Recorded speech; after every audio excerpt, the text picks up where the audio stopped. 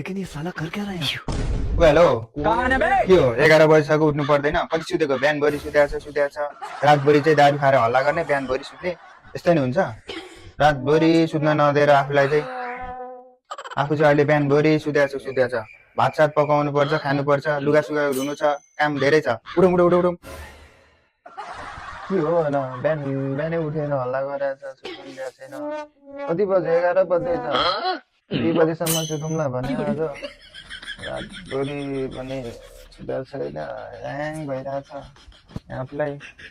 कस्तो सुत्नु नदिएको चुप लागेर बस चुप लागेर बस सबै गर्छ मैले किन गर्नु पर्यो त को हो चुप लागेर आफ्नो काम गर गरिन है गरिन सिक्नुले थाहा पर्दैन